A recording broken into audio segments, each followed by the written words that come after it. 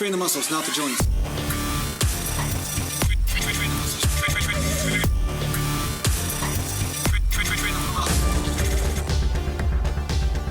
Welcome back to Natural Gland Bodybuilding Mountain.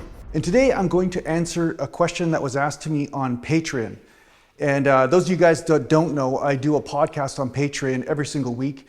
And I do get questions from my Patreon supporters. So sometimes I'll answer those questions in a podcast or I'll make an individual video. And this is one of those videos right now. So somebody asked me about how to get energy for their workouts. Because what they're noticing is that they're a few sets into their workout and they're gassing out right away. They're running out of energy. So the first thing I'm gonna say to you before I give you any tricks of the trade, things that I just naturally did just because I felt like it and I didn't know why. I wasn't following any science or anything, but I noticed that there were certain things that I naturally did when I was training. But before I get to that point, I'm going to talk to you first and foremost about, obviously you need sleep, right? I mean, we're assuming that you're getting sleep and we're assuming that you're not overtrained, like you're training, 24/7 all the time and you're finally hitting a wall of burnout. Let's just assume you're not doing that, right? And if we assume that you're not doing that, then we have to address the nutrition or the diet aspect of things. Now, a long time ago, I talked to you guys about this as well, but a long time ago, I didn't really watch my diet. And I noticed that I was always sluggish when I go into the gym and I'd have a certain amount of energy, but I would gas out pretty early because I was not eating enough. And once I started to look towards competing for the first time, I started to have to learn about nutrition. And of course, as soon as I started to eat more of the right foods and less of the wrong foods, I noticed that I had this energy source when I was training that was coming from seemingly nowhere. I was like, why do I have so much energy? Just because I'm eating more potatoes, right? Or some chicken breast, and I'm eating really less calories, but I'm eating more quality food, right? And what I noticed was my strength was immediately going up and I had a better pump and I had an ability to do more sets. So the first thing I'm gonna say to you, which is a standard thing everybody says who is an expert in this community, is they will tell you to make sure you're eating enough protein, because a lot of times people say when they don't have enough energy, they're like, oh, I need more carbs, I gotta carb up. That's true to a point. You need some carbs in order to have energy or some fuel of some sort, and carbs are the most readily available energy. But the truth is, if you're not getting enough protein, your body will be bogged down because it doesn't have the ability to recover or recuperate. And once you put the body through that type of stress and you don't give it an ability to rehabilitate itself or to rebuild itself, what happens? It starts to go through a burnout stage quite fast. So you need to get in that gram of protein per pound of body weight as a minimum.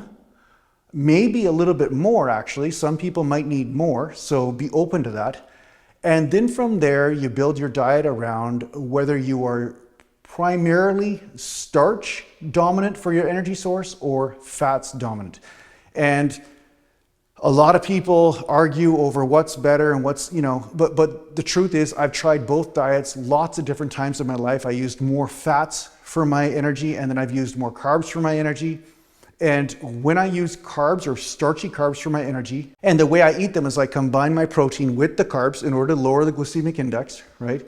And I eat a lower fat diet, not no fat. I do eat some fat, but I eat a lower fat diet. I notice that my energy and my pumps are much better. My body starts to look more bodybuilderish. A lot of you guys are asking why I'm looking bigger lately. Well, that's the big change I made, because before I was eating more fish fats and egg yolks and then protein, but I wasn't eating a lot of starch, so I was flattening out a little bit. So that's a whole other discussion. But the bottom line is that fats can be good fuel sources, but the problem is that they're not as readily available as carbohydrates. So that said, depending on what's going on with your body will depend on which fuel source will be better for you. That's what I'm trying to say, okay? If you have massive blood sugar problems or whatever, who knows? Maybe eating fats as your dominant fuel source and just a little bit of starch here and there after your workout, that might be a better idea. But for myself, I find if I eat starches every meal with protein, or at least most of my meals, and keep the fats around 40 to 50 grams a day, I feel much better in the gym and I look much better when it comes to overall muscle fullness and so forth.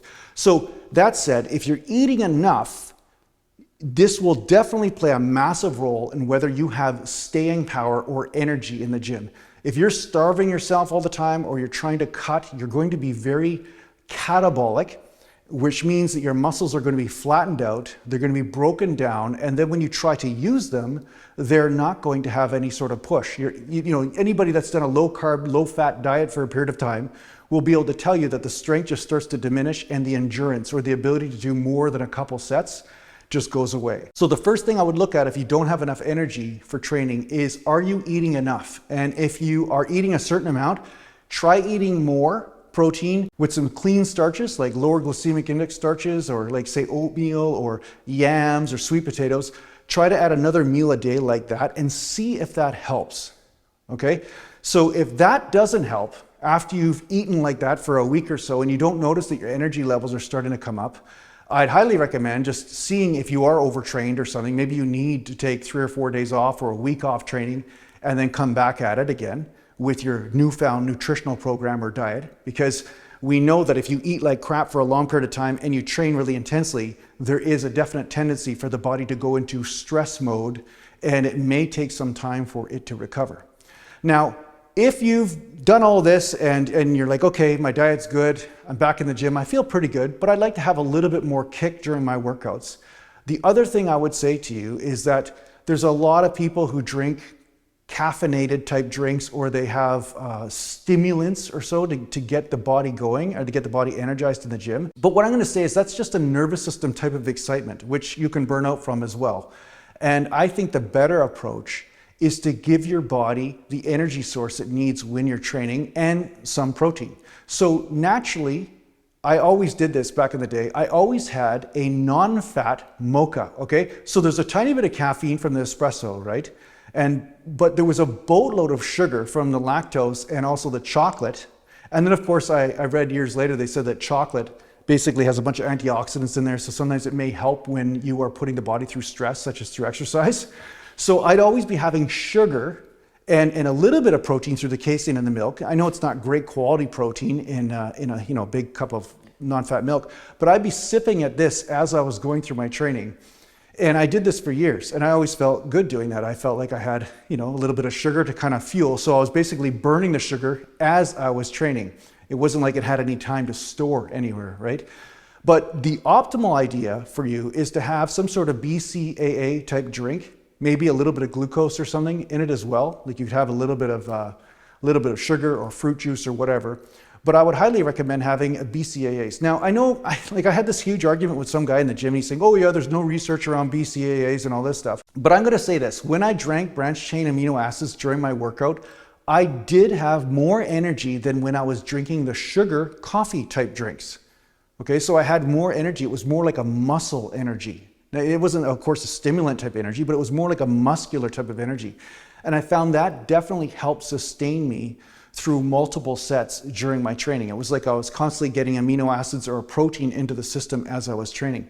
Now you might find you might have a different weak link, you know what I'm saying? So I'm not saying for sure this is gonna work for you, or if it hasn't worked for you, then definitely try different methods, but having a little bit of glucose and some protein available through a liquid drink can help you having a bit more energy in the gym, assuming that your nutrition and your sleep and your stress levels are all kind of normal, right? So this is a hack, or not even really a hack. It's just something that a lot of bodybuilders do. A lot of guys that are serious about training, the reason why they're drinking these protein type drinks is because they're immediately absorbed through the gut, immediately absorbed through the bloodstream into the system, and therefore you have that readily available energy and protein to help prevent muscle breakdown. And of course, this is going to also help you have more fuel, right? Because when you're drinking some glucose or some type of sugar or something like that, your body's going to be burning that instead of burning out of the glycogen in the muscle stores and stuff. So yeah, that's really what I've done. So really what I want to say though is the most important thing is your nutrition. And if you're noticing that you're burning out, your nutrition is the first place to look, because a lot of people try to cover up bad nutrition with some sort of supplementation or intra-workout type drink, and that's only going to help a little bit. But what's most important is what are you doing outside the gym before you get to the gym? And most likely, if you're having no energy, nutrition is probably the problem. Mountain. So I hope this helps you out in your training. Thanks a lot for watching. If you need to get a hold of me, just go to naturalglandbodybuilding.com, and thanks a lot to the patron supporters, and take care for now.